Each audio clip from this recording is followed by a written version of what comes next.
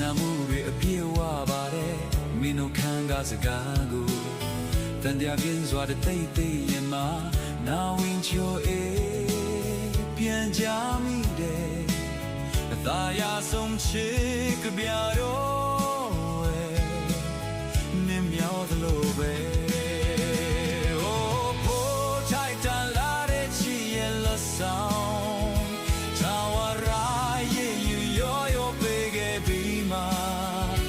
တော့ပြန်လဲ